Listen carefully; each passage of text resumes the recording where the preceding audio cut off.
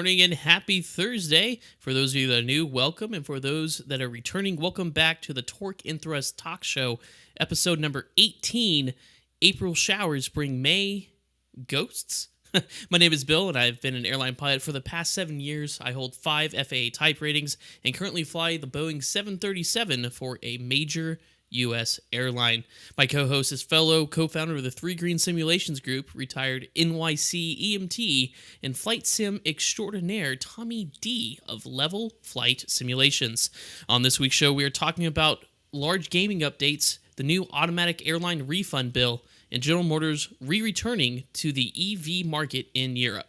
Then we will learn industry terms with jargon in a jiffy, live listener Q&A, and our discussion this week, the paranormal, science fiction, or an unexplainable reality. Tommy D, how are you doing this morning? Morning, Bill. I'm doing great. How about yourself? I'm doing good. This week has been quite busy because remember I told you at the beginning of the week I was supposed to be going to Anchorage. So I was super excited. I've been to Alaska before, but never Anchorage. And as Tommy knows, because I was texting while it was happening, I didn't make it to Anchorage. Unfortunately, my commute fell through. Benefit, I got to go home a little bit earlier than planned, but I lost pay and I didn't get to go to Anchorage. And then because of that free time that I originally wasn't planning on streaming, I just kind of out of nowhere was like, you know what? I've been trying to get a extra hard drive added to my PC setup for memory because I was kind of eating up a lot of memory. So I went to Best Buy and got a 2 terabyte hard drive installed. And let's see what else. I made the big screen.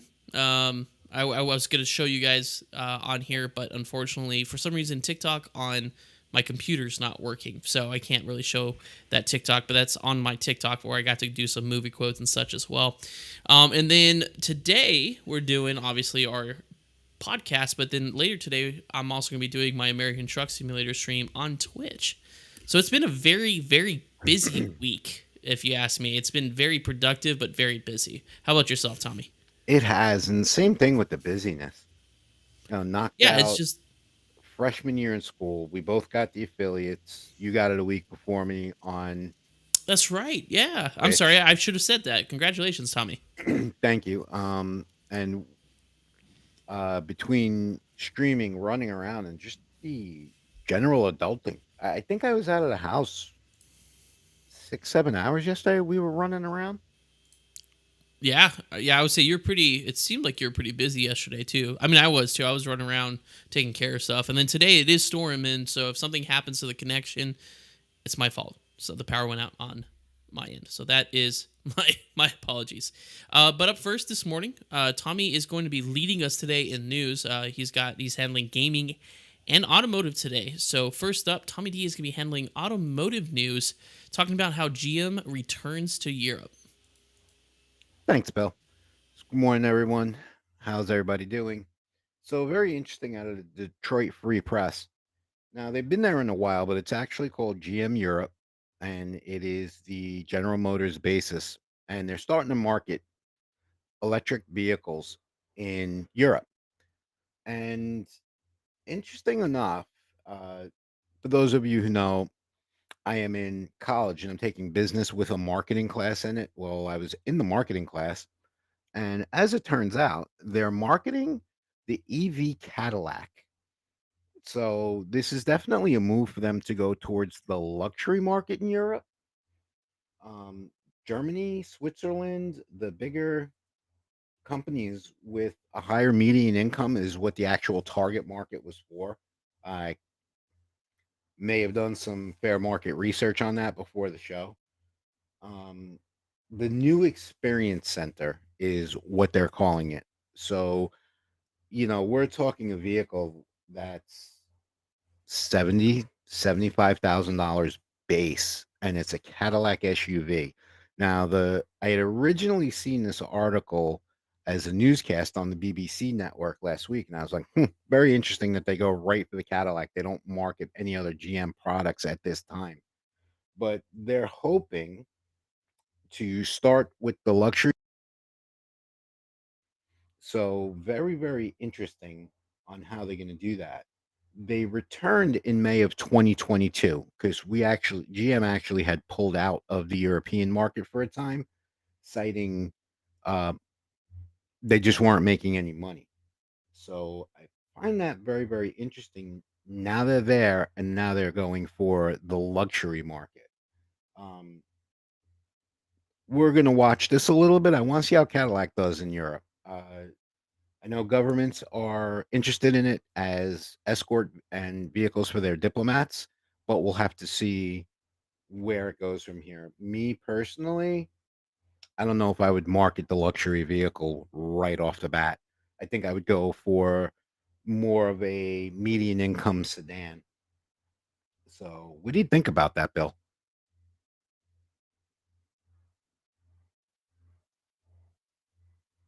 Caught me in the middle of drinking my soda. Um, I I don't know, and I was part of this. I was up getting because my Roomba wood house just started, and so I had to go close the door. So I don't know. I just the marketing it all changes. Everything in the world is going towards EV, right? That's where everything's going. So, but it's I feel like it's not taking off as much here in the United States as one had hoped. So GM entering or re-entering the European market, where I think EVs are a little more popular because they're a little more environmentally conscious, is probably a good marketing plan, if you ask me. It is, but I don't know if I would go with the luxury vehicle right off the bat. Well, it There depends are on the plenty of GM market. products Yeah. that are EV hmm that could be marketed over there rather than going straight at the Cadillac. But it depends on the market, though. If they have a better, like, I mean, I feel like they drive more luxury cars in Europe than they do here. I I tend so to agree with you, and I did kind of try looking for that research, but that was a brick wall every which way I turned. Yeah, so I guess we'll see. I would say I feel like there's a higher market or a bigger market for more luxury cars uh, across the pond than here. So I think it's an interesting like shot, but I think more so it's a 50-50 type thing where I don't think it's a bad idea, but I also it'll just be interesting because it's like they're exploring kind of an unknown market because I know for a fact EVs have not taken off here um, as anticipated. So I think that's part of the problem too. Is the cost here is so expensive for EVs, nobody wants them. And I mean, like me, I would love to drive an EV, but utility wise, especially owning a home, I need a truck. So that's what I'm getting next. I would love to get like an F-150 Lightning, but with the manufacturing delays and I think they've only manufactured like one trim level, so it's super expensive to Something buy. like that, yeah.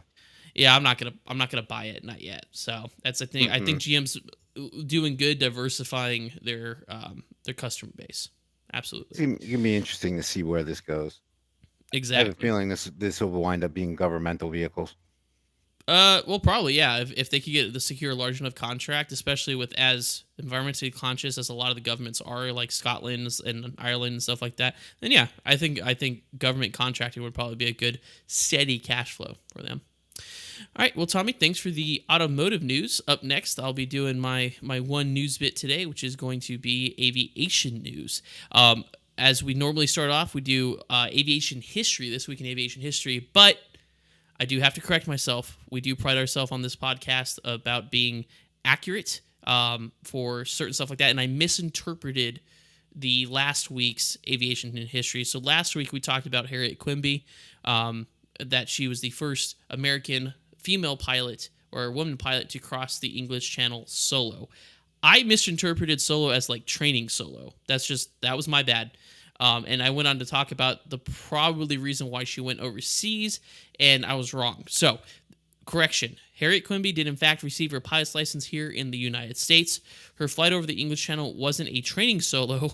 It was in fact the first time a woman flew the channel, or American woman pilot flew the channel. Harriet Quimby was the first woman to earn her pilot's license here in the United States.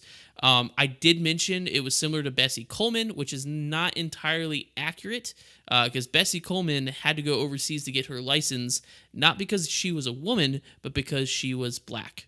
So I had mentioned that being discriminated against for being a woman at the time is not accurate. The reason Bessie Coleman had to go overseas is because she was black, and because of segregation and discrimination, she wasn't at that time in the 1920s able to get her pilot's license here in the United States. She had to go overseas to, I believe it was France, for the FAI to be able to get her pilot's license. So that was my correction. I stand corrected. I was wrong. But for this week's aviation history news, this week in aviation, April 24th, 1909 in Italy, Wilbur Wright makes 5 flights in Cintocelle, Italy? Cintocelle, Italy, and with King Victor Emmanuel III of Italy. During one flight, a Universal News Agency cameraman accompanies him and takes the first motion picture of an airplane in flight. Now, I want to mention this because the documentation of early flight wasn't as popular as you may expect.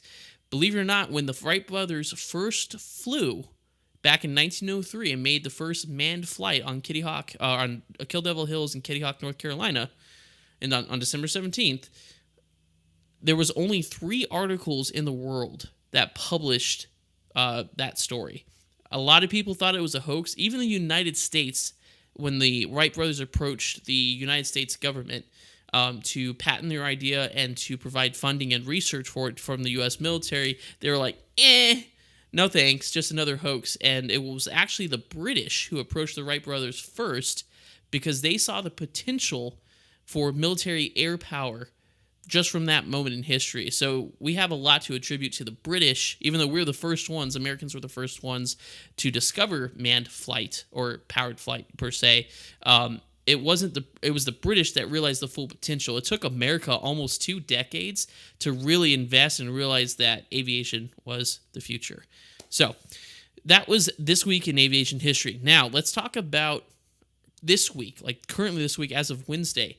The United States federal government has just, and the Department of Transportation have passed a new bill, if you will, a new law about automatic refunds for airline tickets and ancillary fees. This is as of April 24th, like I said, from Wednesday, and this is directly from the Department of Transportation website.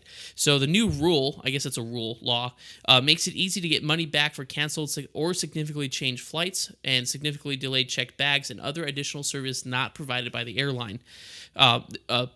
Secretary of Transportation, U.S. Transportation Secretary Peter Buttigieg said passengers deserve to get their money back when an airline owes them without headaches or haggling. Our new rule sets a new standard to require airlines to promptly provide cash refunds to their passengers. I know it can be frustrating. I mean, I've been at airports for major delays when people were getting delays. I've been yelled at airports, specifically Houston last summer, because of the frustrations. Because it really isn't straightforward. Before this law, I can't really go because I'm not too knowledgeable on the cancellation policies of each airline.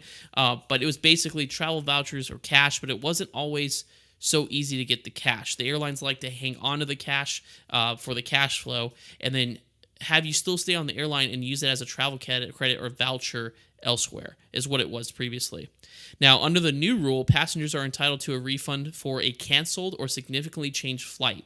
This is defined as a refund if their flight is canceled or significantly changed and they do not accept alternative transportation or travel credits.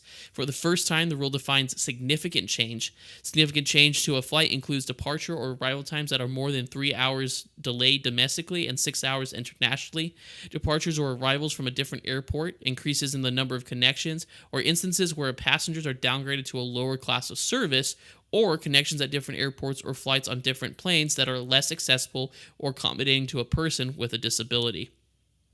Automatic refund includes significantly delayed baggage returns, so passengers who file a mishandled baggage report will be entitled to a refund of their checked bag fee if not delivered within 12 hours of their domestic flight arriving at the gate, or 15 to 30 hours of their international flight arriving at the gate, depending on the length of the flight. Extra services not provided is also an automatic refund, which includes passengers' refund for the fee that they paid for an extra service such as Wi-Fi, seat selection, or in-flight entertainment if an airline fails to provide the service. The final rule improves the passenger experience by requiring refunds to be automatic, so the airlines must automatically issue refunds without passengers having to explicitly request them or jump through the hoops to get them.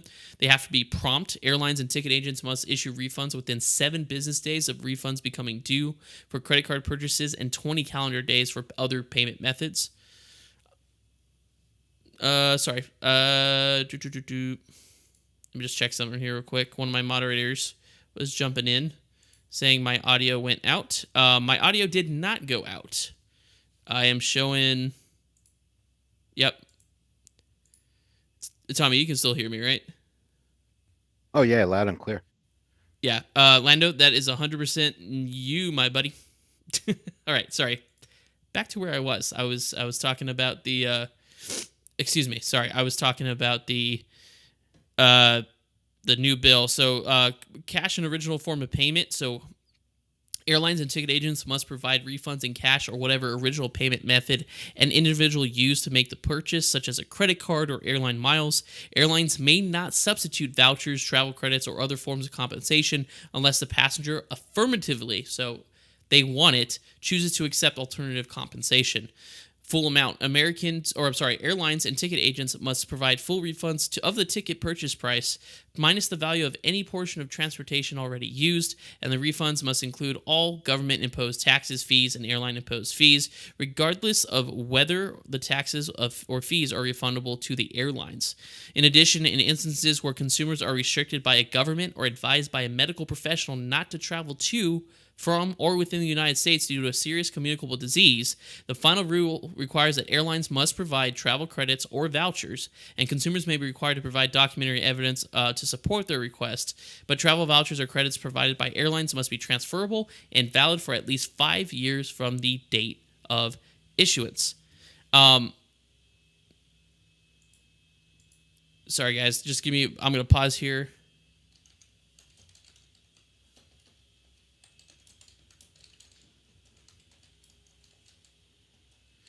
All right. So basically, and I'll bring in Tommy on this.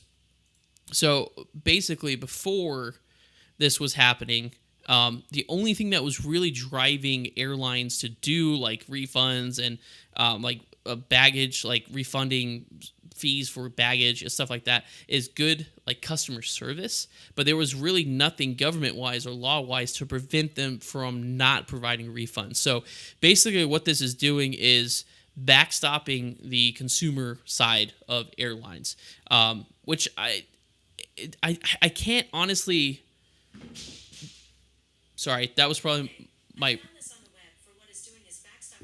What the heck? Sorry. My technology is going nuts. My Siri just went off. I think my Roomba just ran into the door, was what that sound was. Anyways, and then Lando, my moderator over here, saw me trying to, hey, your audio's not working in the middle of the thing, and it is. Anyways, but back to what I was saying. So the airline industry, up until recently, had a kind of a good handle on things, but I feel like the return in demand travel, the revenge traveling that we talked about post-pandemic, has resulted into an overwhelming demand for the airline system, and thus we're seeing a slow decrease or degradation of customer service, right? And especially with coming out of the pandemic, a lot of airlines are trying to hold on to that cash flow, try to stay liquid, have cash in the bank, basically, is what they're trying to do. But this law kind of backstops the customer, make sure that they aren't going to be taken advantage of by the airlines. My biggest thing that I really liked about that is they defined what significantly changed means, because before that wasn't defined. And also the cash refund. For the longest time, a couple of airlines I know of, all they did was the vouchers. That was it. It's like there was no cash or transfer credits. They never wanted to give back the cash, but now they have to automatically, unless the customer says, no, I want those in travel miles, or no, I want those in a travel voucher. What do you think about that, Tommy? Is that a good step for the industry? I'm not so sure if it's a good step for the industry. Why is I that? understand that the airlines want to stay liquid, and Mm-hmm. any company in America, not only airlines, they always want to hold on to their liquid assets. They always want to keep that cash in the bank. I do agree that, like, yeah, give me a travel voucher, refund me, because what if you're on a trip with a finite amount of time, such as a vacation, Mm-hmm. and everything now is messed up? Because if I'm leaving on Sunday to go to Florida on vacation, and I'm at Mm-hmm. the airport and this happens, I'm kind of stuck. Yeah, give Yeah. me my money back. Um, I like that idea. Or, depending on what's going on at the airport, you know, get me on that flight, Yeah. and voucher it over. Is it necessarily going to work that way? I don't know. The one question I Well, do have is there yeah, an appeal from the airlines yet? I don't think they can. That's the thing, because the airlines can lobby because airlines are not government entities. So airlines can lobby Congress and stuff not to pass this, but it's already been passed. So it's law, it's rule, So it's in there's effect. no way back, Nope, they no have to back follow course for this. them at all. That's very They've already interesting. had it. They've because with the way the rulemaking happens, there's a notice of proposed rulemaking where people from all around the country and all the public can comment and make comments about that, and so on and so forth. But it's a rule, so it's by the Department of Transportation, and all airlines are regulated by the Department of Transportation. Not saying that they can't challenge it and take it like to the Supreme Court, but I don't think that's really going to be happening given airline performance this past couple of years. Um, and to go back on what you were saying, change the flight. The default is to refund the money in the way it was paid, so credit card, cash, etc., or airline miles. The person, the passenger, can say, no, no, no, I want to be transferred to that flight. Give me travel credit. So it gives more power to the consumer, I believe. Which is So where the power should be. It's your money. yes, It's my money. well, It's that's what our I'm telling you. listeners' money. That's why I think this is a good law. It's a good protection. It's a good level of protection, especially with bag fees. Could you imagine, paying the airline $70 or whatever it is because they just up bag fees a month ago, um, and then losing your bag and like not or mishandling your bag or anything like that, and then not getting any sort of compensation for it other than sorry. You know what I mean? Yeah, that would. Now if it doesn't get to where it's supposed to on time or let's see, within 15 to 30 outs or sorry, 12 hours of their domestic flight arriving, then they have to refund the baggage fee. So that's good too because that's another way an ancillary fee that for the longest time that they didn't have to refund because it was considered ancillary, not part of the primary ticket. Right. So I think it's good. I think it's a good way to like I said, kind of protect the consumers. Granted, from the business side, being a pilot myself, good money or happy company is a happy pilot group. Not well, most times. So it's just kind of like, okay, how is this going to affect our sales? But I am excited because I think this is going to force airlines to really focus more on customer service. My current airline is phenomenal with customer service. That is why one of the reasons I left the American group to come to this company is because their customer service is phenomenal. They're very customer oriented, which is not said for necessarily for other airlines. So I'm hoping that this regulation will help the traveling public because one, it's kind of a double-sided not sword, but it's two-sided.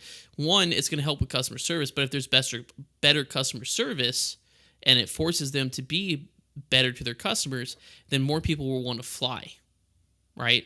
So they In don't the feel long like they're run. getting scammed out of their money. Yeah. So overall, I think this bill is good not only for the consumers but for the airlines because it's going to promote a higher level of customer service, in my opinion. So, but that's what all I have today on aviation news. We talked about, like I said, automatic refunds and some history. Up next, Tommy has a very large gaming update. I was trying to figure out a way to summarize it in there, but he has a couple things that he's going to be talking about with gaming news. So, Tommy, take it away. Thanks. So the first part of the gaming news is I actually have three updates, and they're all a little bit lengthy, and I'm going to try shortening them down so we're not here for 2 days. But we all know I'm a big self-proclaimed Star Wars nerd, and the Battlefront Classic series uh, got a big update, right? And when I do the actual gaming update, a lot of the news I get comes from IGN, the International Gaming Network. They have actually said, and I quote, Star Wars Battlefront Classic Collection gets second update 6 weeks after the disastrous launch. And it was it was a dumpster fire, the launch of this game. And I mean, it was bashed 9 ways to Sunday. It didn't even hit 44% of gamer liking. It was just bashed. Um, a quick list of changes with update 2, myriad problems that included audio, visual, overlapping textures, misfiring AI, gameplay, um, like not starting properly. You would sit in a multiplayer lobby for like 7, 8, and 9 minutes waiting to get into a game on just multiplayer. Also, public servers. They did not have enough servers for the amount of people that were playing it. Now, when they first released the Star Wars Battlefront, it was hugely popular, and they had a little bit more server space. Technology wasn't exactly what it was right here in this present day, so they were able to get away. But now, with the bandwidth that was used, with the infrastructure that they had in place, the servers were absolutely horrible, and that was the number one site. So the game is retailing for 35 bucks. 34.99 is the actual retail plus tax wherever you live. And you get the original Battlefront games. That was their little thing. And you get those games, for 35 bucks. That's not too shabby. But I know for me, mm-mm, wouldn't have jumped on that for all of King Midas's gold, because um, I'm going to put a link in our Discord, the Three Green Simulations Group Discord, and you could actually go in and you could look at the laundry list of bug fixes that this update has done. And it was done cross platform. So all platforms, the list is literally a half a page. And then they broke it down to the Steam version of the store, PlayStation, and the Nintendo Switch. Oddly enough, they said nothing about Xbox, which is pretty wild. Um, Also, controller inputs was a big problem. So you're sitting here on your controller, you pull the trigger button, and you just get a little flag that comes out and says "bang," which was what a lot of people looked into, and this kind of disheartened me a little bit because, like I said, I'm a Star Wars nerd. I'm surrounded by Star Wars while we're doing the show. You guys just don't see it. The second update I want to give is Active Sky released for Microsoft Flight Simulator. And that is huge news in and of itself, because I've used Active Sky back 2004 Century of Flight. It was awesome. Better texturing, better cloud layers, better weather. It still mimics real world weather along with the simulator, but it intensifies it. It makes it look more real. It does take a little bit of a frame rate hit when it's downloading. I actually experienced that once, and I went in during a flight and did some adjustments, and it worked out very, very well. Um, a lot of people are not going to get the Active Sky. Those of us who already have it, we're loving it, we're good with it. Those of us who don't, or they might be using Rex, which is almost the same thing with the higher texturing and everything else. And that's really what it's about, right? When, especially for those of us who stream the flight simulator, you want it to look as authentic as possible. One of the funny things is everyone thought this would be the end all be all to have the weather radars working in all the aircraft. I got some bad news for you. Not the case. They are still not functioning. PDMG, Phoenix, none of that have any plans to update it and get it to work. It might be integrated into the PMDG 777. I do know for a fact that they want to go ahead and get something going, because once it went public, I believe this was 2 days after Active Sky came out. They turned around and said, "Well, you're still not going to have the weather radar because of this, that, and the other thing," and everyone blew their proverbial gaskets, me included. I'm like, "This is ridiculous. You're paying $30 for this, and we all want the weather radar." Again, it's more of a visual effect. And depending on your level of immersion, you might request 20 degrees left, 20 degrees right heading, to evade weather and stuff like that. The one thing that is really cool, it does add higher altitude turbulence. The cloud layers, Bill and I were actually talking about it last week when I got it. The thunderstorms that top out 60, 70, 80,000 feet, right? Where you see that anvil type shape to it, they're depicted in the sim. And it also simulates pop-ups. You won't see them on the radar, like I said, but it does have pop-ups. I was doing a test flight for a friend of ours on some flight routes last week, and I was watching lightning all over the place. I had my own little private lightning show, and I tried to take some screenshots for it, to share with our Discord group, but it just didn't happen. It was moving too quick for these fingers. So that's where we're at with Active Sky. Me personally, like I said, I had it 20 years ago. I went right back to it. Um, there's absolutely nothing wrong with the real world weather in the sim. It does look good. It does behave properly. Me, I just wanted to push it and boost it just that much.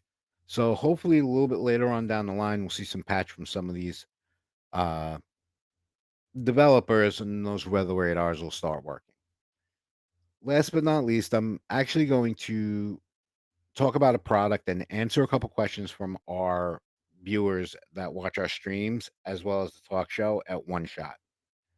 Avia works. It's spelled Avia, just like the sneaker, and works. Um, that is a program where you could purchase licenses where you could actually turn an iPad or a tablet, Android tablet, into an FMS. I've been using it now for 4 months, 5 months, and there's only certain aircraft. So the PMDG 73, 74, and 77s are going to have it. The CRJ series from Airsoft, and what else has it? The Mad Dog, the MD-80 Mad Dog, which I still won't be purchasing. But what you see in the PMDG, we're all familiar with the PMDG FMS. That's translated right onto my tablet, and it's 100% functional. Everything that you could do on the sim on your computer screen, you could do right there on the tablet. And I got a fancy little thing that I pull out from my desk and I have it resting in between my controls. It's $10 a license, but again, you're purchasing a license. So what you purchase is yours. So you can put it on another machine, you can put it on a different tablet, all over that. But the product itself integrates fairly easy. You take a picture of a QR code and boom, it pops up. There's only one drawback. Every time the aircraft's update, you got to go back to the Avia Works website and update it and add the licenses back in, which is literally nothing. You just save them to your desktop, and it's just a drag and drop into where you would activate a license. But in closing, that's pretty much where we're at. And also, ViaWorks is working on the programming through PMDG, so that way, when PMDG releases, you'll be able to use their system for a tablet-based FMS, and that's going to be a good thing because I'm enjoying it. Your mic, buddy. God, that was a lot. Yeah, I know. I'm aware. It You don't have was. to It keep was telling pretty me. lengthy this That's week. just yeah. That's pretty good. So a lot of Microsoft Flight Simulator updates. So that's good. Something that you may want to I don't know, maybe premiere, not really premiere, highlight in your upcoming Microsoft Flight Simulator streams. Maybe I might be. as a Might guess. be. As a guess. I mean, if you talk about it on the show, might as well throw it out there Mm-hmm. on your streams as well. All right, with that, we will transition to our favorite segment. I still think it's the favorite segment of all time here. Jargon in a Jiffy. For those of you that are new to the show, Jargon in the Jiffy takes industry terms from Tommy's career as a medical professional and my career as an airline pilot, and we put them into a sentence. We choose one word each from our careers. We try to use them in a sentence, and our goal is to try to stump the other host.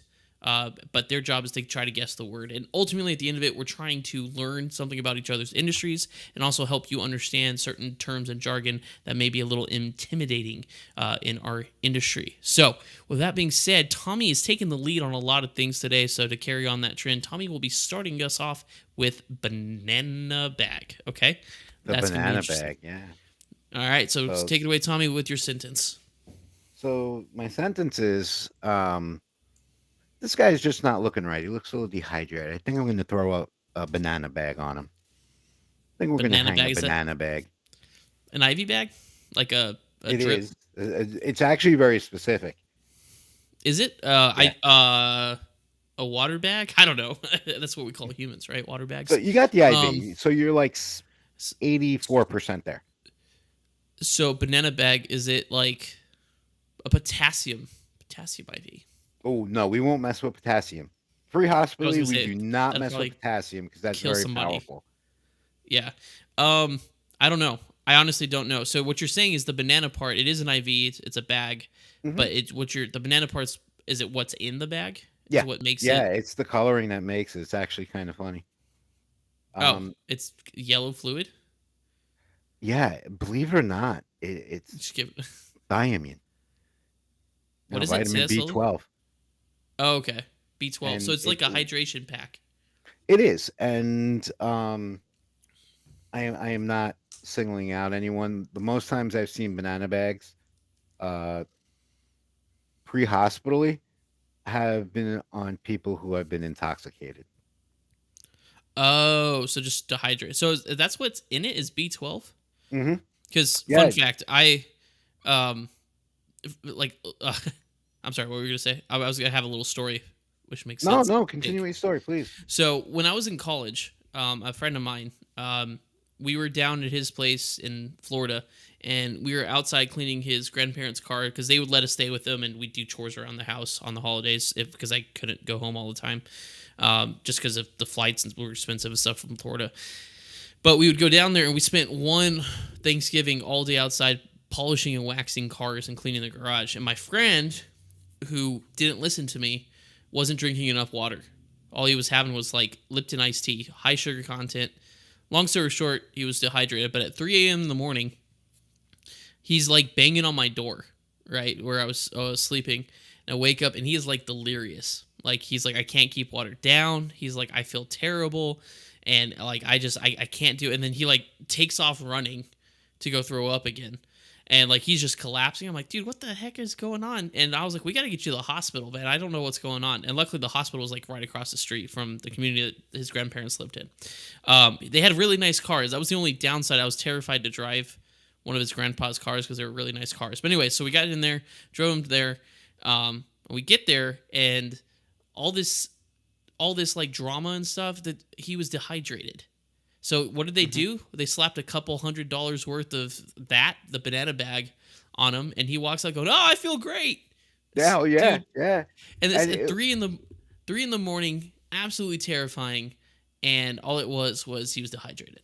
So, but that's the reason I told that story is because that's what was being hung was the banana bag, yeah, right? and It's just that's let all me he tell you needed. something. I've seen medics get sung the highest of praises, and let's face it, holidays come, holiday parties, an ambulance going to transport someone who had a little bit too much fun in the holiday festivities. But when they leave Indeed. the ER 5, 6 hours later, if they see that crew, like, oh my God, we're not even hungover, you're So that's the secret and is it's true, B12 it supplement. cures the hangover because a hangover is really nothing more than dehydration. Yeah, That's that's why you it. gotta drink a lot of water. So, But yeah, but yeah, that is that's the. good. I've had a Tommy couple stumped me on banana that one. bags, like a bad flu. Tommy's yeah, Eh? Tommy stumped me on that one because I thought, it's gonna be the. It's kind of Well, like what not I do to really. you. I'm not going to call it a total stump. You No, guessed I IV. think it was because I didn't know what it was. It's like what I do to you. You're always like, "Oh yeah, it's this," and it's like, "But is it though?" So I would call it a stump because I didn't know what the banana part. I didn't actually get the banana part. So that was a good one. All right, now mine. And see the thing is the hard thing is with Tommy is I sim with him, and I've a lot of the simming are longer flights, like our 7 hour flight to from San Francisco to La Hui that one time, and we just sit there and talk about aviation. So when I come up with these terms, I honestly can't remember if we talked about them or not. So my word for this week is MOA. The F-16s had to stop their training exercise because a Piper Warrior had entered the MOA. MOA. MOA. It stands for something. It's an acronym. Is it, I believe it's the military operation area, It is. It is. That's a and MOA. it's Yep. and correct me if I'm wrong on this one, because I Oh, remember this part of ground school. okay. Unless, let's say I'm in a 172, okay, Okay. the MOA. I am Mm-hmm. not allowed to enter a mower, and I have to get that information on where the active mower is. Because normally I know, like, if you head out towards the Midwest, like Utah and stuff like that, there's specific training grounds for fire aircraft that could be live fire, and I'm not allowed to enter it at all. But I think the only time I'm allowed to enter it is if my aircraft is actually in distress. Did you hear Like that? I'm sorry to interrupt you. Could you guys hear that? I That heard was the lightning. loudest. crack of thunder Yeah. I have ever heard, and I might need to go change my pants. That was terrifying. Like, I have noise canceling headphones, and it shook the house, whatever that was. That's why I looked. Um, but back to MOA. You're kind of right. So you got military operations area correct. Okay. However, you do not need permission to fly in a MOA. It's highly recommended that you contact the controlling agency to see if it's active or not. And if it is active, still steer clear, because there are supposed to be either radar or like spotters that if they spot a non-participating aircraft, they're supposed to stop their training exercises. So MOAs, you don't need explicit clearance to go through. Now, if you're IFR, as an airline pilot, many of times we've been given routing around active MOAs. That's just because it's for our safety and for the safety of the military pilots during their training.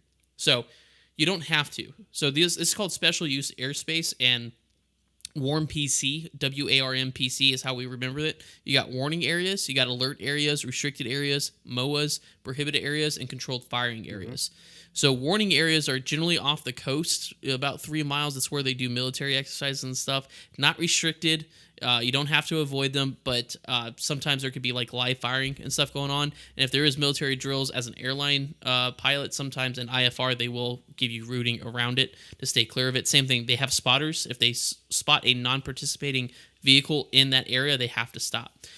For alert areas, that's just high, what's it called, flight school traffic or training area. So it's just marked on our VFR maps to let us know that there's a higher volume of training than normal. So you got to be cautious, a lot of maneuvering.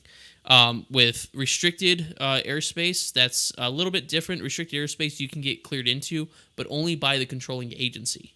So controlling agency being like Kansas City Center, Washington Center, Potomac Approach. They have the whether or not it's active or not, and if it's safe for you to go through, they can clear you through it. But you have to get clearance from a controlling agency. MOA, we just talked about. MOA, you don't need... It's not smart to fly through it. And I think there's even a video circulating on social media where a pilot was arguing with the air traffic controller about being able to go through a MOA. You 100% can go through a MOA, but it's not the brightest idea to be in a Piper Cherokee while F-16s and F-15s are out there practicing dogfighting.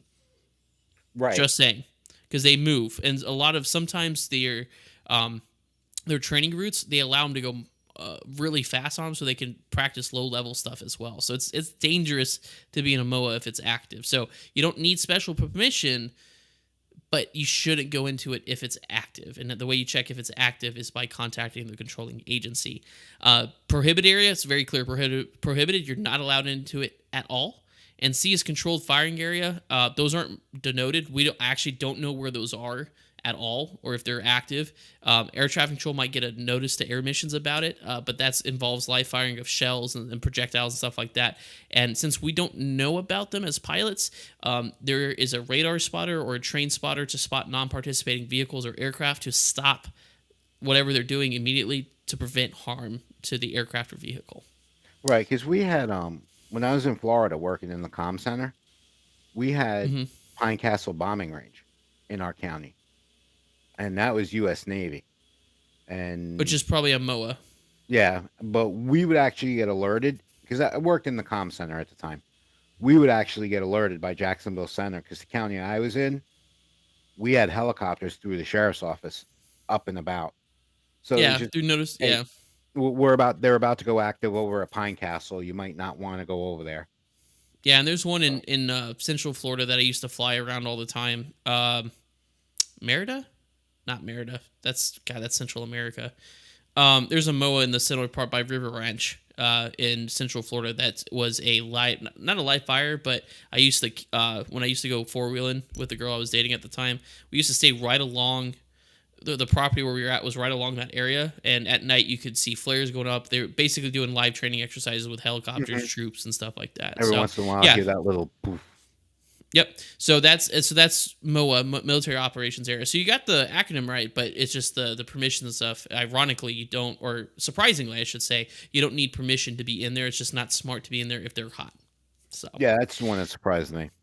Yeah. So there we go. So we both kind of, I wouldn't call that a stump. You got it. You got what MOA was. We'll call it stumpish. Stump-ish. I got stumped. You got stump-ish. So, but that was a good jargon in the Jiffy. Now, we still haven't come up with a new segment yet. It's something that we're still working on. I honestly think either I've come up with two ideas that I want to run through our moderators on our Discord server before we make this. I just want to see what they think, but I haven't really told Tommy about it, so I just want to get your reaction live. So the first one I'd like to do is do another game called Name That Sound, where our moderators pick some random aviation or gaming sound or transportation sound, and we get a sound clip of it, and it's up to you and I to try to figure out what that sound clip is, whether it be like alerts in the cockpit, car sounds, train sounds, etc. Or we can do a safety stand down segment where we go back to the beginning of aircraft accidents, which was back in 1904, I believe. Selfridge, I believe was his name. He was a lieutenant in the Army. The Wright brothers, or someone was demonstrating the Wright flyer to one of the to someone, a lieutenant in the Army, and they hit turbulence, which obviously at the time they didn't know much about. Didn't have seatbelts, and the lieutenant fell to his death. I got to look up his name. I want to say it's Selfridge, but he was the first aviation casualty in history. I think you're right about that because I think you brought him up on one of the very early episodes. I might have.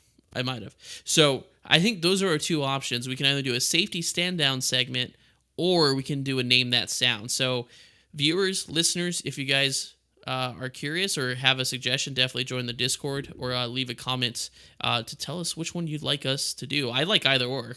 I think either or is a good option. But we're still deciding on what that next segment is going to be. But for now, we're moving on to our next segment, which is going to be our live viewer Q&A. And we do have a couple of them in here. We got Caden, Fly with Caden, one of our content creators from our Discord and a fellow pilot as well. Hello, good morning, Caden. Let's see. Joseph Kuhner, is that one of your followers? I don't recognize the name. Yeah. Oh, is it Joe Joe? from Modern Warfare. Oh, it's Joe. Hey, Joe. Stop by to say hi during my lunch to say hi. It's a guy that we play Modern Warfare with. And let's see. We got a couple comments in here. Kaden did say this while we were talking. You can actually enter an active MOA while you were talking. I think he was trying to help you out with jargon and Jiffy there. Thanks, Kaden, but he is right. Kaden is 100% right. You can fly into an MOA. And then Sean from TikTok says, can car dealerships teach financial literacy classes soon? I guess when you were talking about GM, maybe, is when you put that. I mean, but here's the deal. If you do that, then they won't be able to trick you into buying things you're not supposed to. Right. You're never going to see a dealership or anyone talk about financial literacy with anyone. Car dealerships oh my goodness, car dealerships and salesmen or car salesmen, never trust them. Don't trust them. Trust but verify. I've had my first car buying experience was absolutely terrible when I was in Chicago, but I'm not going to go into that. But yeah, I can trust them you can only trust them as far as you can throw them, and I can't throw them very far. So let's see. And then Lando, one of our moderators, besides telling me my microphone wasn't working when it was, said he's talking about the airlines. I don't think that airlines should be fully liable for weather delays, but cancellations should be refunded. I believe that still kind of works in there. But I think I got to read a little bit more. I think weather delays are still, because that's outside of the airline's control. It's still going to fall under things that were controllable by the airlines, if that makes sense. But like losing baggage, that's controllable. That's something that they can control. Anyways. Do you have anything on your side, Tommy? Chris says hello. Good to see us. Hello, everybody. Bill and I say hello, everybody. Thank you, guys. And like I said, I usually do this. I forgot to put it up here. But if you guys do you have any questions or want to be part of our community, we do have a free Discord called the 3 Green Simulations Group. It will always be free. We're never going to charge you to be a part of it. It's a great way to get access to Tommy and I directly. We like to answer questions about what we do, about the talk show, and about our content, as well as we game with you all too. We love gaming with our Discord members. But also, if you want to meet other like-minded individuals who are aspiring content creators, people who are pilots, aviation enthusiasts, commercial truck drivers, anything transportation or technology related, there's a wonderful group of people in our Discord server. So I put the QR code up there as well. If you're listening to this and you're like, I can't see the QR code, you're right, because you're listening to it. If you go to our bios at our TikToks, Twitch, or YouTube, all our social media channels, we have link trees. If you click on them, there is a Discord symbol that you can go, or link that you can go click on, and it'll take you to our Discord as well. This is also a great place to suggest topics, segments, or even questions that you may have and want us to answer on the show. Now, onto the meat and potatoes of our podcast. And I always say this every single time. I just want people to know that these podcasts are largely based around our discussion topic. The whole reason we do this is just the random discussions that we have at the end. And the reason that they have it happen at the end is we want you guys to listen to the first part so you can get to this part, because this part's the best. So it's a little bit of marketing there. But our episode today is called April Showers Bring May Ghosts, ? And that is because we are officially, as of today, halfway to Halloween, one of my favorite holidays of all time. Tommy did pick this one out. Paranormal. We're going to be talking about the paranormal. Is it science fiction or unexplainable reality? I'm going to take it more from I'm more of a scientific person, so I have some science theories and can talk about a few other things. But I'm going to let Tommy, this is Tommy's topic, so I'm going to let Tommy lead the conversation. So take it away, Tommy. Thanks. So one of the things, you see the paranormal shows and the ghost hunters and you see everything. And I am not a huge paranormal buff, but it is a very interesting topic. So I like to hear the pros and cons of each side. Which ghost hunters are you talking about? Are you talking about the ghost hunters, or are you talking The about ghost hunters, adventures? the actual ones that started it out in 10 years ago, Rhode 12 Island? years ago? Yeah, in Warwick, Rhode Island, Taps. Yeah. Okay, I wanted to make sure, because Ghost Adventures is a hack, and they make the whole paranormal side of things just terrible. But okay, as long as we're talking about the same people. Yeah, it's the actual ghost hunters. They're okay, not one of the spin-offs that saw them get successful. And one of the things I started looking like when Bill and I discussed the topics, normally let me see, today's Friday, so we're a day behind. By Monday of next week, we'll know what our main topic is going to be. And I threw this around. Bill, how about paranormal? Because I kind of like the science behind it. There are so many conflicting stories, though, between scientists. Like some scientists actually say this is not real science whatsoever. That the electromagnetic, EMF, electromagnetic field. electromagnetic fields that they're using to detect energies that are given off. They're saying is being actually done by their own equipment. That their radios and all that other stuff. But so, here's okay. Go ahead, attack that one. My argument to that is they always start off with the baseline, right? Any good investigator, and it's part of it's part of a simple experiment, is creating a baseline or a control variable. If you watch, especially early on when they go into it and they're doing EMF fields, they are doing an EMF reading around the room, which includes their camera equipment and radio, so they get a baseline. So let's say it's like 3, right? And anything above a 3 significantly is what's changing that. And what they're saying, and what I love about Taps and the ghost hunters, is they're not saying, oh, it's a ghost, like Ghost Adventures, like that's definitely a ghost. No, what they're saying is that they are detecting a change in something that's measurable and quantifiable as an EMF, an electromagnetic field, and then they investigate it, right? They don't automatically go, hey, that's a ghost, but they investigate it, and when they can't find a reasonable explanation for the change or anomaly in EMF, then it becomes a paranormal because it can't be explained. So, and that's where a lot of people are like, oh, no, they're not saying it's a ghost. They're just saying there's something happening. And when you do certain things, and let's say an EMF starts going up, and then something happens, right? Something else that you can't explain. That's where the correlation. I feel like paranormal science is more of a lot of observational and correlation than anything, because obviously there's no causation if you can't If it's not, if it's paranormal, you can't do causation because we don't know what it is. That's what makes it paranormal. Hmm. So I think there's a lot of correlation. There was a drop in temperature and a spike in EMF, and then, a ball flew across the room, right? Or a book fell off the bookshelf. It's all correlation. Anyway, sorry, continue. No, and it's interesting that you put it in that light, because how many people, when you speak of paranormal, right? So you gave a really good definition of what one of my articles said paranormal was, like the science Hmm. behind it. But Yeah. John Q. Public, who's just flipping around, excuse me, you know, right away you say the word paranormal, it's a ghost. It doesn't Well, matter what it was, but it's a ghost. it's a ghost, or even UFO. Technically, UFOs are paranormal. UAPs. Yes, they are.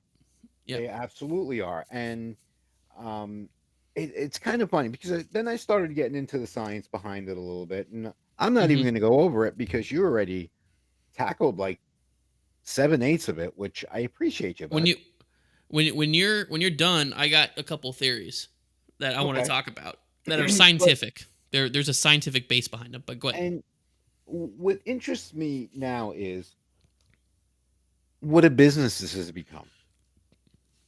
Oh my God, yeah. Like, like literally, if you type in paranormal tours, one of the first articles that came up on Google was from, believe it or not, from Travel and Leisure. The 20 most places to go in America, the 20 most haunted places to go in America. And I didn't put haunt, ghost, none of that was in my Yeah. Google search. I literally Yeah. put in paranormal tour and Yeah, right away, and haunting. yep. Well, and the thing is too, you're talking about tourism. The Alex Johnson Hotel in South Dakota, um, it's renowned for being haunted. I used to stay there with Envoy when we stayed in Rapid City, but after the ghost hunters went there, investigated, and actually did find, in fact, that there was some paranormal activity going on. Now they charge extra to stay on the eighth floor, which is the hot spot for all that sort of stuff, and they will charge you a package to give you like ghost hunting equipment to stay in those rooms to experience something. So it is largely becoming a tourist a thing as well, and a marketing tool for businesses. And I think that's where the paranormal field gets its bad rap from. Is it's a lot of there's a lot of more people who are in it for the wrong reasons than the right reasons. For example, Ghost Adventures versus Ghost Hunters. Ghost Hunters was the original, baby, back in sci-fi. Was it 2002? I think is when they Oh first yeah, they've been started, around forever. and they were like down to, I mean, they faced their scrutinism, or their scrutiny, right? Because every scientific field like that has that, but they were the legit. But then because of their success, you get spin-offs like Ghost Adventures, which is more of a melodramatic show. Was a melodramatic ghost story telling show is what it is, because they don't really do what Taps does. But then Taps for a while shut down too, and then you had Ghost Nation, and just recently they restarted doing their own Ghost Hunters again, Hmm. which is the actual original Ghost Hunters. So I think that's also where the paranormal field gets a little bad rap too, is people don't associate the paranormal field with the bad, with the hoaxers, the people that are like, oh yeah, I just pulled the string and this happened type of deal. You know what I Right. mean? So And it was interesting because you want to know what number 20 was? what's that? Daniel J. Inouye International Airport, Honolulu, Wait, so Hawaii. really? Yeah. How's that haunted? What Uh, did they say? Maybe an accident? I'll summarize the paragraph real quick, but if you're Okay. landing in Honolulu, ghosts are probably the last thing on your mind. Uh, Haunted by a ghost dubbed the Lady in Waiting. According to local legend, she was jilted by her fiance, who took off on an international flight, and shortly after, she took her own life. Interesting. Hmm. Which will go towards one of my theories, and I'll talk about that here in a second. And just you're talking about that early ghost sightings. I was just looking it up while you're talking. The earliest ever ghost sighting ever documented, and this is from History Channel, is in the first century before Common Era. The Roman author and statesman Pliny the Younger recorded one of the first notable ghost stories in his letters, which became famous for their vivid account of life during the heyday of the Roman Empire. So, as far Sure. as back as the Roman Empire, people were experiencing these things. So, But I do have a couple theories if you want me to start diving into them, like scientific Go theories. right ahead. Dive Okay. away. I am ready. So, so this one isn't really my theory. There's like other other people that have said it. I guess it's called the record played. I call it the granite record or granite recorder theory. So what that talks about is basically like the old vinyl recording, Mhm. how they used to make them. Basically, the needle would when you would sing or make sound, it would indent the sound wave, I guess, into the actual vinyl, and then you run the needle across, and then it vibrates the needle at that frequency, and that's what creates sound, right? So what's happening is energy is creating energy or an impression on another object that then we are then able to replay, right? So the whole recorder or vinyl recording theory is the idea that as energy, right, or electron repulsion theory, the idea that we're not ever actually touching anything, it's all the electrons pushing away from each other that gives us the sensation of touching something, which is actually proven. It is a theory, not proven. It's a theory, a scientific theory. That we are leaving an imprint because we are made up of a ton of electrons, that is very possible that there are certain materials out there, such as like granite, limestone, and certain sorts of rock, which are renowned for having associated paranormal activity, that we are leaving impressions, like a recording on a vinyl record, on those objects. And then whether it be lightning, thunder, rotation of the earth, at some point there are vibrations or something that like kind of like the needle on the record player that causes those recordings to play again, right?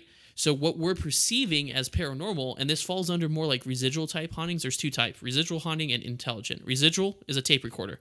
It'll happen regardless if you're there or not. It just happens. And then there's intelligent, which I'll go into the other theory.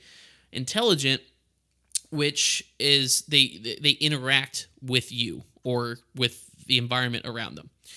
So going back to the recorder, that's more residual. So it's like you could be sitting here at an old house for years, never had anything happen, but then an earthquake happens, or you get a really bad like lightning storm that charges the air with energy, and it just hits it at a certain frequency, wavelength, or whatever, the perfect amount for that recording or that energy to be released, and that is what we experience as paranormal activity. So it's not the afterlife. It's not ghosts per se. It's just a tape recording, right? Mm-hmm. So that's one of my theories. Is the vinyl rock theory is what I call it. Now for intelligence hauntings, which is intelligent interactions, right? Moving stuff, responding. Because in ghost hunters, there's like my favorite is this. I don't have a flashlight, but when they use the flashlight, they loosen it up just enough to where minimal energy can be used to like turn it on to answer questions, and they're having full on conversations back and forth with whatever it is. That's intelligent. But how is that possible, right? If you look at science, because truthfully we don't know what happens after death. We Right. don't. We have no idea. Not saying that religiously, I'm not going to say what's happening after, but that's my point, is we don't know what's happening. So how is that possible that something is intelligently interacting with us? One of the best episodes of Ghost Hunters is a recording where they are talking and they say, "Hello, can you hear me?" And this woman, I think it was like a princess, it might have been overseas, but they hear this woman goes, "Hello? Yes, I can hear you. Can you hear me?" And they're like, and they couldn't hear it real time. It was in recording. And then she goes, "I can hear you. Why can't I see you?"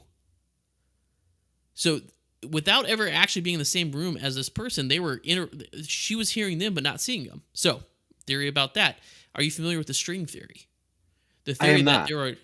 Okay, so this is a theory, an actual scientific theory, that our universes, there's an infinite amount of universes in terms of time that are running parallel to each other, right? That's why we never encounter. You've heard the theory of like alternate universes and stuff with Mm-hmm. like Flash, Time space Earth. continuum and all that. Yeah. Yeah, Earth X, Earth 33, stuff like that. Well, what's happening is they're all parallel, right? Moving to the same point in time, but we never touch. That's why we're never really existent in another universe. For example, fish, right? Underneath the sea, if humans had never dipped a toe in the ocean or fish or anything like that, fish would have never known that we have existed, and we would have never known that fish existed. But we would coexist in the same timeline, in the same era, in the same space for all of eternity, if that makes sense. Mm-hmm. So the theory for string theory is that when we have these intelligent encounters with the paranormal, where we're able to interact with them, it's not paranormal. It's not the dead coming back to life to talk to us.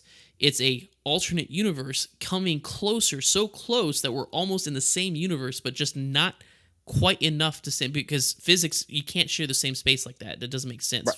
Conservation of matter.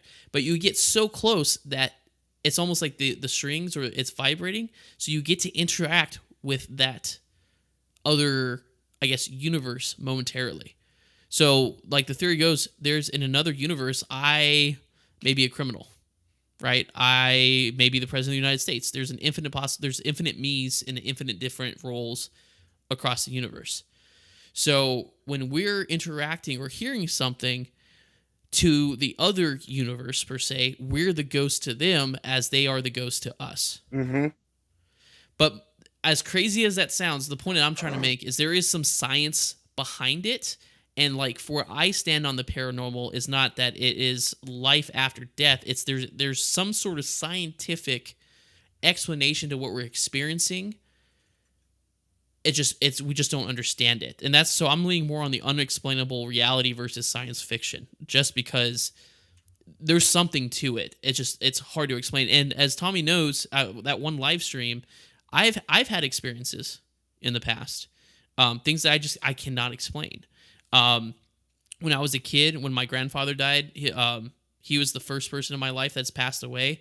I remember being super upset. I think I was a freshman in high school, and I remember going to sleep that night, like just after finding out, and having what I thought was a dream, where he was sitting, which was walked into my room and sat down in the computer chair that I had, which was odd because he had clubfoot, so he's always on crutches his entire life.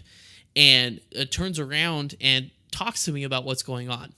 That's, he's going to a better place and so on and so forth. And to me, it's just coping, right? Even in the moment, I'm like, okay, this is just me coping and understanding what's happening. This is how, because I've never had this happen before.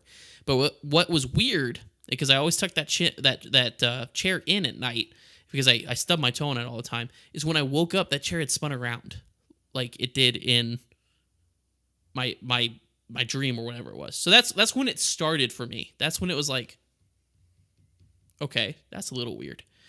Now, fast forward, probably didn't really experience anything up until college. And that same friend that I told you that got dehydrated, right? Yeah. We hung out a lot in college. We were musicians too. So it was my junior year, right? Rainy night in Florida, and just off campus, they have this this place called the Music House. So it's an old home that I guess got repossessed by the university. And so we go there, and there's this huge room in there that has piano stuff, right? Like a piano and a drum set. We call it the jam room. So one night after studying, him and I go in there. I'm playing piano. He's playing drum set. I'm sitting here. The door's off to my right, and it's just like a thick door for like soundproofing with a little square window, right? I personally don't like playing piano in front of people because I get nervous and stuff like that. So usually if somebody that I don't know walks in, I'll stop playing. So I'm sitting there playing. He's jamming on the drum set. We're jamming together. And I get the sensation that someone's going to walk through the door. So I stop and I look. Nobody walks through. I was like, that's weird. So I go back to doing it. I'm jamming. And then I get the same sensation. Like, oh, somebody's here, right? Somebody's going to walk through. And I stop. And I turn and look. And I'm not talking corner of my eye. I am talking looking straight on at that window. A figure that it was semi-transparent, black, looked like this, no features, but just a profile, walks from left to right into this back bedroom over here. To the left was the entryway. I immediately stopped playing, and I'm sitting there going, there's no way. That has to be a person. And then I turn around, and my friend's on the drum set. I didn't realize that he had stopped playing. He's pointing his drumstick at the window with his jaw on the ground. And I was like, okay, hold on, right? Trying to do it from scientific method here. I was like, let me tell you what I saw, and you can tell me if it's the same thing. And we told him, and he freaked out. He's like, we got to get out of here. He's like, you got to go. I'm like, I'm going to go check the back room. That has to be a person. There's no way that just happened. So he's like, you can do that, but I'm out.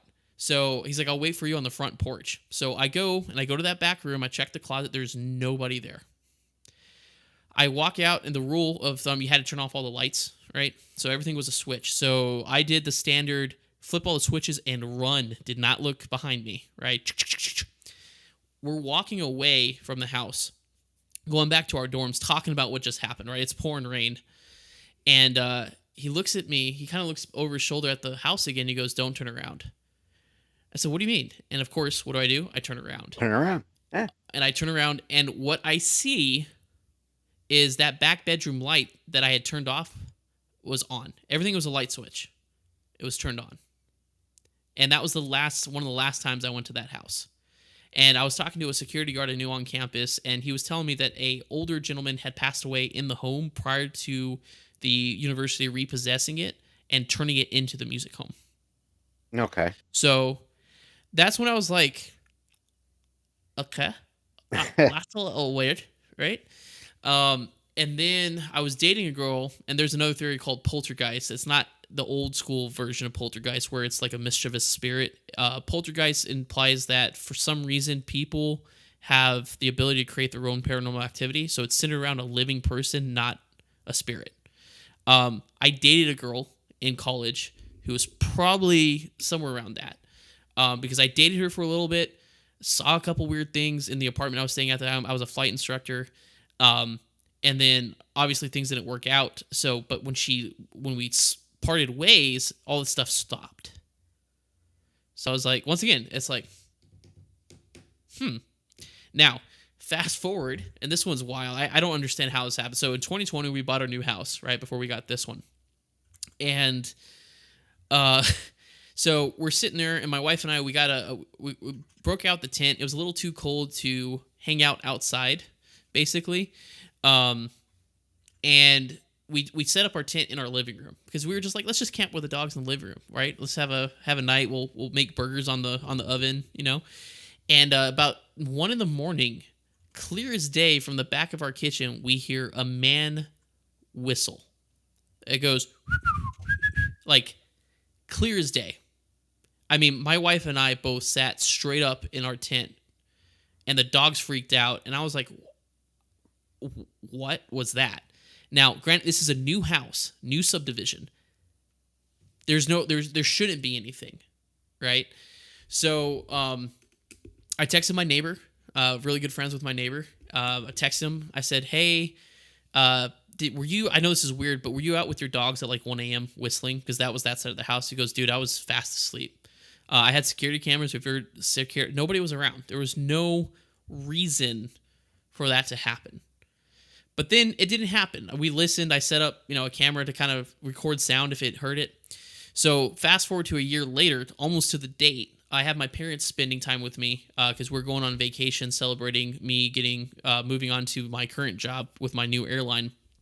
And my dad is sleeping on an air mattress in the living room, kind of where we were. I haven't told him anything at this point, right? I've never told him about this because I just thought it was us hearing something. So my dad, the next morning, wakes up and he goes, the weirdest thing happened around like 1 a.m. I woke up to what sounded like a man whistling. That's weird. And I said, okay. And he goes, but that's not the weird thing. He's like, I heard it 3 times. He's like, the first time I was kind of like groggy from sleep, so I thought maybe I was just hearing something. And the last 2 times happened about 5 minutes later, and I heard it clear as day. And I said, where? Where did you hear this? And he points to that exact freaking corner of the kitchen that we heard it from.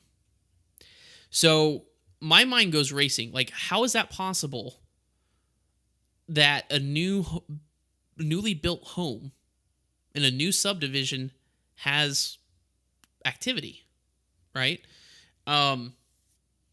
So I started doing research. I dug into records, and I went as far back as I think 1893. That's as far back as I could with my local area plat maps to try to see what was here, if there was something that would have happened on this place before we got here that would cause something. And there isn't. There really isn't. It was just farmland, basically.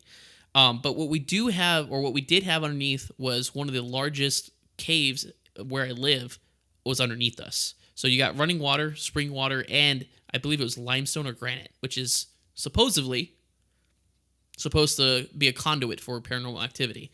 But the biggest one, I think I knew, Tom, I think I told you about this one. Well, there was two. So there was one I told you about, and then I was live streaming with you. Remember? I remember the one time, live streaming, which I'll go over in a second. yeah, the second one, I'm not going to steal your thunder. If it's the one I'm thinking of, yeah, I remember We were it. playing American Truck Simulator. Yeah, when we were playing Yeah. ATS, that one, yep. Yep. So this other one, I was out on a trip. I texted you about this one. I was out on a trip, so I was elsewhere. There was severe weather here where I live. So my wife, my dogs get really scared of bad weather. So my wife took them in, since I wasn't home, took them into the bedroom to sleep with her, right?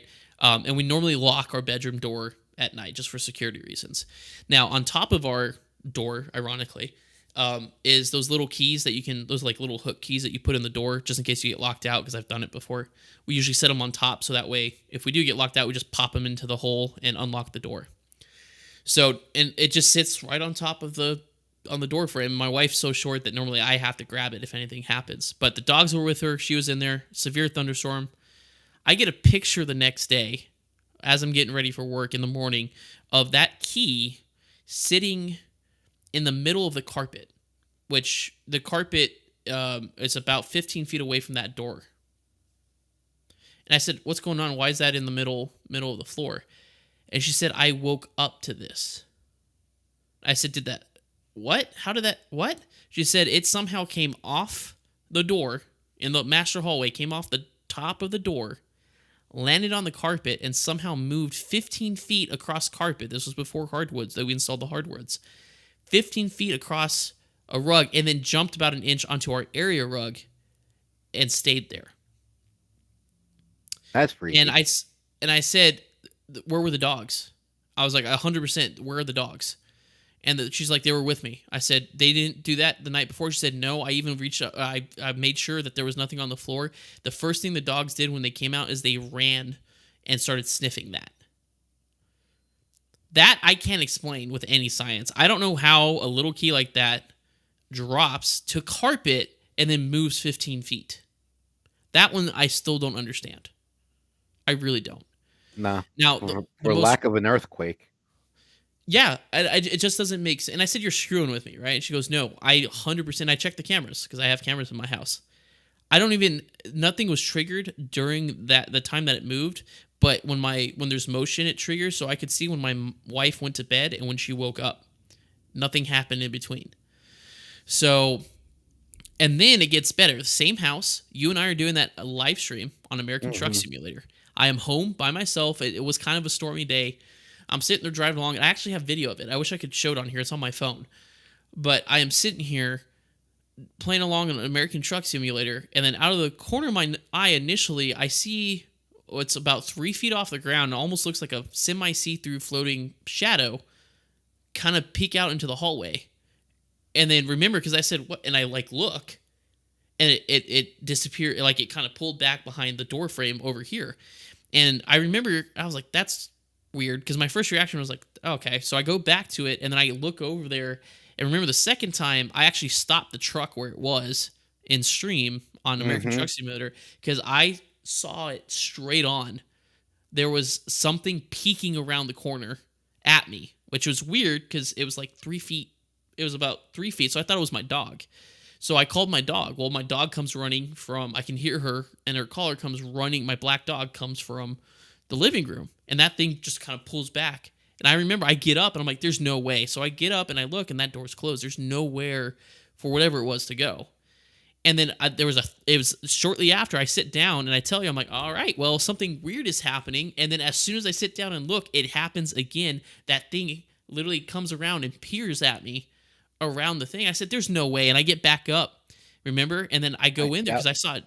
And I opened and I went and I was, and it was funny because off stream I was explaining, I had my wife sit in my chair and I had my dog run back and forth to kind of show her and to see if maybe that she could see something like that, if it was something that maybe I missed. But as I was showing her, I had that back room door open, and I went to go close it, and I saw what I thought was my dog disappear into the room. So I called her. I said, "Hey, come out of there. I'm closing the door." And then I get a boop on the back of my leg, and I turn around, and it's my dog standing behind me. My dog never went into the room. So whatever that was not only peering and peeking at me, but it ran past me a couple times. And I'm a scientific person. I am the most down to earth person you could probably. I don't know what it was. I have 100% no idea to this day what it was. I could not explain it. Yeah, that was just weird, especially the one when we were live streaming because you came back and your facial expression was different. I was white with. I looked like a ghost, pun intended, because Yeah, the I cage couldn't definitely believe what I got was seeing. rattled for a second there. Well, and it wasn't playing. It wasn't like it was Halloween. It was like what? What was it? It wasn't Halloween. It's not like we were doing anything spooky. We were just in the middle of an No, I American think Truck it was Simulator just like stream. a normal. We were both off. Let's do ATS stream day. I mean, it was Yeah, I nothing feel like really special. no, and it's stuff like that that when people are like, "Oh, ghosts don't exist," I'm like, "Pump your brakes there, Charlie Brown." It's to dismiss it is very ignorant. Now, I'm not saying that was like somebody from ancient times, coming back to no. There has to be something to it because like the whistling is could be residual, like the tape recorder, right? But the moving of the objects, that's intentional. That's intelligent. But I don't understand how a newly built home, and I couldn't find any records. I even went to like the county records for death that I think only went back to like the 1940s. Couldn't find anything. Could not find anything. Even traced the ownership of my property back until 1893.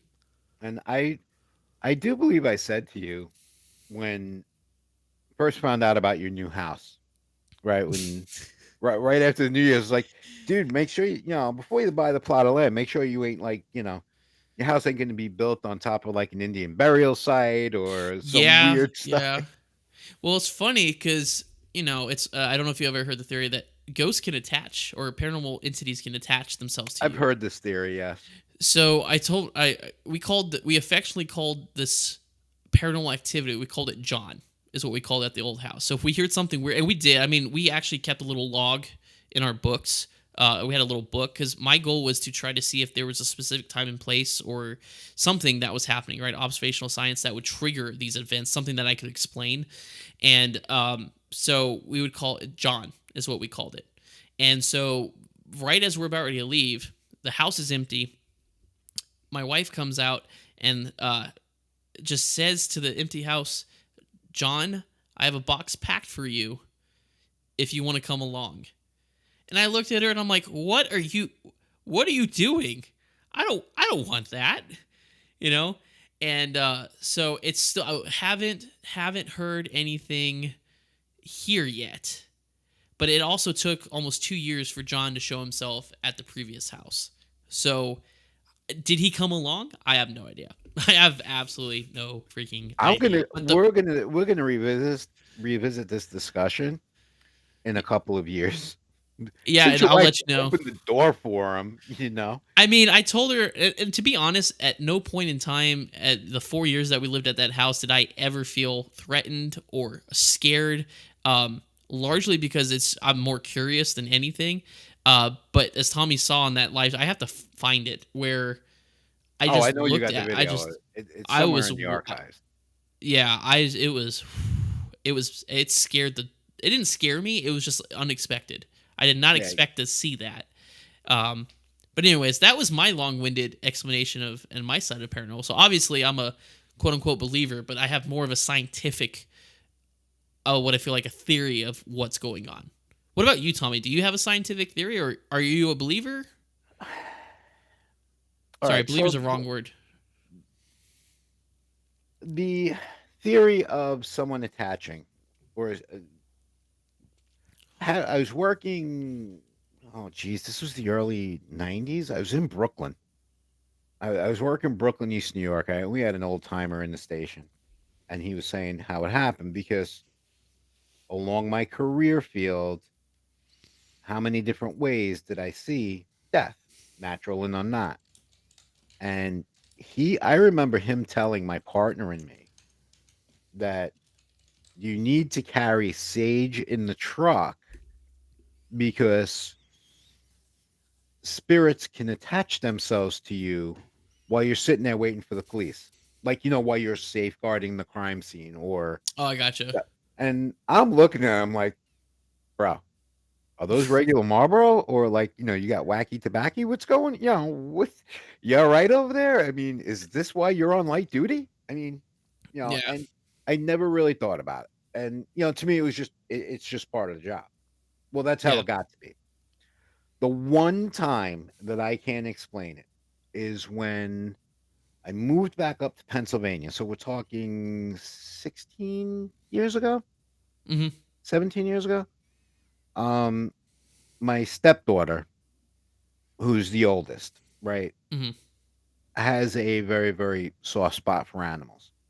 She Okay. brings home a stray tuxedo cat in the middle of January, right?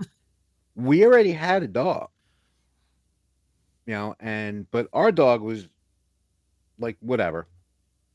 Yeah. Unfortunately, this little cat, we took it to the vet because it just did not look good. We took it to the vet. They estimated it was about 4 months old. And I was like, well, all right, I'll bite. Give the kitten a chance. I'll pay for the antibiotics, this, that, and the other thing, right? Yeah. Well, apparently there was a lot more wrong with this kitten. Oh. So we had to help it across the bridge, right? About, Yep. and like on my days off, it would be sitting by my feet. It would just be there. And yeah, I'd pick it up. I'd let it sit on my lap and do whatever. So we take it. It crosses the Rainbow Bridge.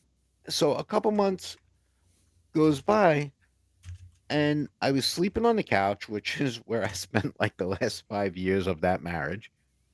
And I'm looking uh, under a piece of furniture in the dining room, Mhm. and I see this kitten staring at me. Like you see, and it was a tuxedo. Like those of us, like everybody in the world, even if you're not a cat person, you know what a tuxedo cat looks like. Yeah. The Mhm. black face with the white stripe up the White middle. I stripe. mean, Mhm. everybody, in our viewership has seen Bastet at one point or another, Yep. Mhm. right? And I'm looking and I'm like, and by the way, this was before I had glasses. So I actually still had 2020 non-corrected at the time. And I'm like, whatever. Turn around, go to sleep. I wake up like an hour and a half later. There's the face again, like under the hutch, right? And I'm like, you got to be kidding me. So I Yeah. get What up. am What am I seeing? Yeah, I'm going into the dining room. I got my cell phone with me. I hit it with the light. There is absolutely nothing there. There's not even one of the old, ping pong balls that the cat would play with. Yeah. Nothing, right?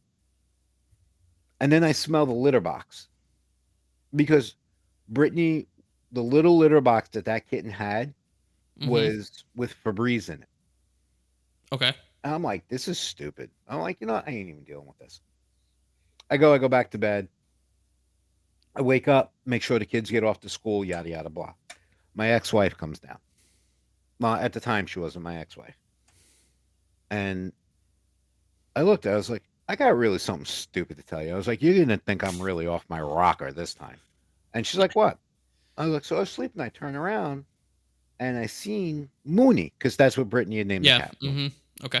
I was like, at two different times, I saw that little cat's face under the hutch. And then when I went over there to look at it, I was like, I smelled that Febreze litter. That used to drive me insane because I don't like those perfumey smells Yep. at all. Mhm. And so calmly and so matter of fact, my ex-wife looks at me and goes, "Oh, we see her all over the house. She never left here. She never crossed over." I'm like, and this is a thing? You believe this? But like to this See. day, I can actually draw you a picture with a pencil of what it looked because it was just laying there and it was just the face, no ears, nothing, Yeah. And I staring right at me. And I think that's the big thing. I think a lot of people are skeptics until they're not. Um, and that's the thing. I wouldn't say I was I'd say I was a skeptic, but even as a kid watching, Ghost Hunters growing up, because it was like, oh well, it could have been this or this, and it took me having that first, with my grandfather. But realistically, the one in college was the one that like really got me because, like I said, it wasn't corner of the eyes. I stared straight at it and could not explain it. And I think that's the more and more I have questions, the more and more I'm less skeptical. But once again, my point of view is not necessarily something that is proving life beyond what we have here, physically, tangibly what we have here, but more so that there's just something scientifically that's happening that we can't explain, is largely what I'm saying. So, Tommy, Hmm. are you on the science fiction side? So we can wrap this up. Are you science fiction or on the unexplainable reality side? Unexplainable reality. There's a I science think behind this. There's like an actual science. Yeah, there's something going on, and once again, for the human race to say "nah," and just be like, "We know everything," is extremely arrogant. I Speaking think of it's just tuxedo it's cats, best she that yeah, just came walking out. yeah. So I think this show is on the side of that it's unexplainable reality. Hmm. Let us know in the comments. I'll definitely put it down in our Spotify our poll there to see if you guys either believe in the paranormal or give us your thoughts on what it is. We do have one question that popped up while we were discussing that I do want to from YouTube from Lars Van Bury. Oh, I put that up there. Sorry, my thing. Hey guys, tomorrow I have an entrance exam for my new flight school. Do you have any tips for math and physics? Mm. Math and physics sounds like you are probably a European pilot because that's not really something that we go into necessarily on our side. But basically, just study. It's a big thing. Just read the books. If you have questions, ask your. Don't be afraid to ask a question. It's your flight training, so definitely take advantage of all the resources that you have available to you. And we Right, and also as got far some. as physics, make sure you got the right variables in the right portion of the equation. Yeah, and got some good comments from Caden during our discussion. How does this not scare the crap out of you all? When it happens to you, Caden, I think it's just curiosity takes over. I've always been a curious I person. was more curious. I was more along the lines of, what is that? Not Yeah, how's that possible? And let me tell you something, Caden. To rattle my cage to that point, it's got to be something really, really big. Yeah. Not like, So yeah, it's and also you gotta with what Tommy has seen as an EMT and my job as an airline pilot, where we are trained to keep cool in weird situations or odd situations. Our first instinct is usually to analyze and understand what's hmm going on. So that is definitely something that I think helps with my or attempts to help with my understanding of what I have experienced in the past. But with that, folks, this is where we're going to wrap it up. It was a long one. It was a good one.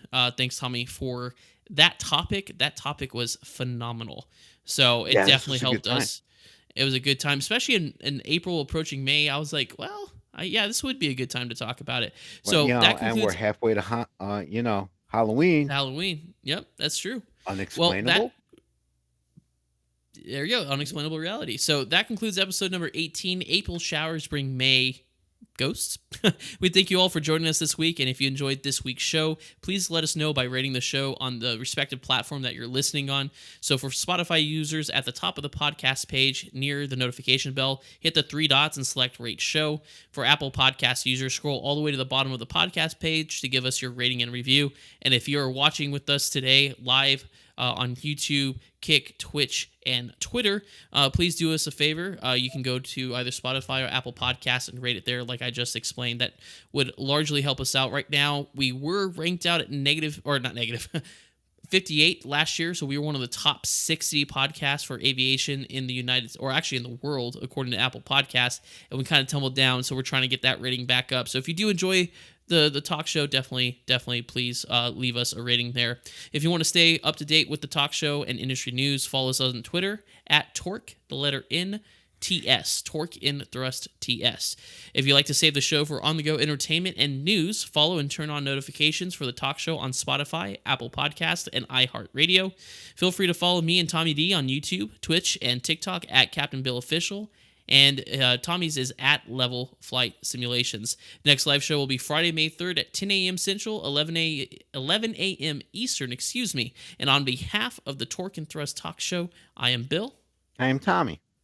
And everybody have a great, wonderful day, and we will see you next week.